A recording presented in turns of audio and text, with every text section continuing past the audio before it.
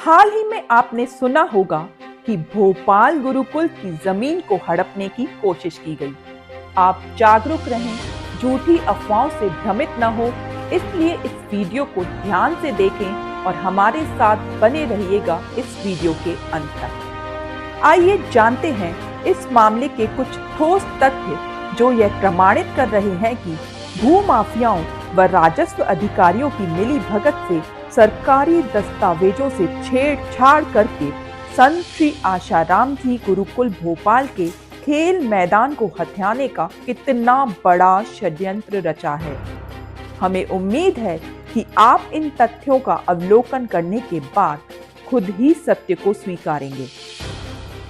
वर्ष 2007 में अमित कुकरेजा नाम का व्यक्ति एक जमीन की रजिस्ट्री करवाता है, जिस रजिस्ट्री में उनकी जमीन का कोई भी अता पता अंकित नहीं है, जिससे यह पता चले कि उनकी यह जमीन वास्तव में है कहां। बस रजिस्ट्री में एक सरकारी मैप लगा हुआ है, जिसको हम आगे आपको विस्तार से बताएंगे। अमित कुकरेजा वर्ष 2007 से 2023 तक कई बार प्रयास करता है कि कैसे भी करके उसको आश्रम के अंदर की जमीन में कब्जा मिल जाए, पर हर बार उसे सफलता इसलिए नहीं मिलती क्योंकि वो बता ही नहीं पाता कि वास्तव में उसकी जमीन है कहां। वर्ष 2023 में उसको पता चलता है कि वास्तव में उसकी जमीन गुरुकुल की बाउंड्री वॉल के पीछे है, जिस पर वर्षों से झुग्गियां बनाकर लोग रह रहे हैं, जिसको खाली करवाना असंभव जैसा है। तो उन्होंने राजस्व अधिकारियों की मदद से पुरानी रजिस्ट्री में संशोधन करवा लिया, जिसमें कुकरेजा की जमीन गुरुकुल की बाउंड्री वॉल के पीछे से चलकर आश्रम के खेल के मैदान में आकर घुस गई। देखिए इतनी बड़ी धांधली और जालसाजी का जीवंत उदाहरण।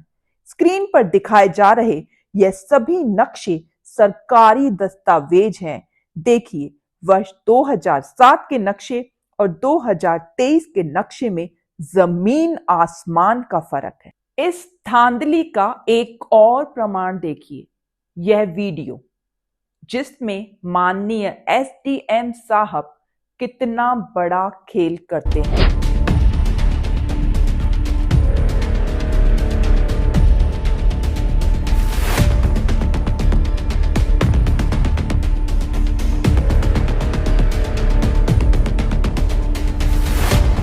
इतनी बड़ी जालसाजी और फर्जीवाड़े का खुलासा। देखिए स्क्रीन पर यह 26/11 का आदेश है, जिसमें एसडीएम साहब ने प्रकरण के सीमांकन को अपास्त घोषित कर फिर से बंटान कराने का आदेश पारित किया है। ध्यान से पढ़िए इनके आदेश को। और 12 दिसंबर को अपने ही आदेश को बिना वरिष्ठ न्यायालय की अनुमति के बिल्कुल उल्टा कर दिया और फर्जी दस्तावेजों के आधार पर की गई बंटान को स्वीकृति दे दी। देखिए उसी आदेश को 360 डिग्री बदल दिया और अगले ही दिन तहसीलदार साहब ने फर्जीवाड़े के आधार पर गुरुकुल की जमीन का आश्रम ट्रस्ट को बेदखली का नोटिस इशू कर दिया।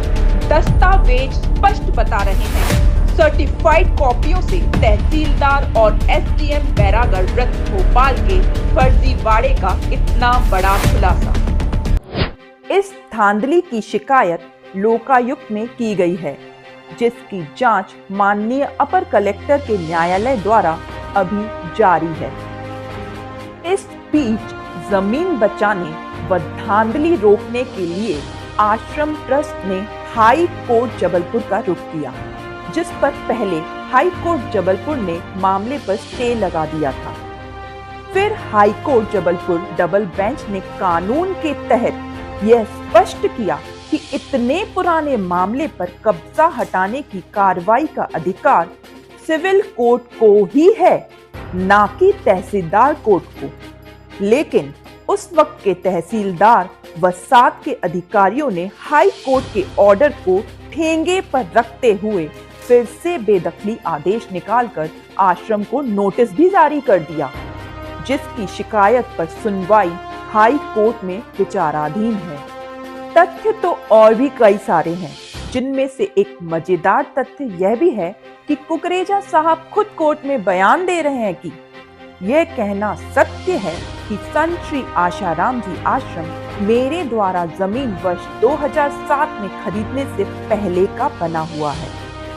यानी जिस जमीन को वो अपनी बता रहा है वो जमीन वर्ष 1984 से आश्रम की बाउंड्री वॉल के अंदर ही है।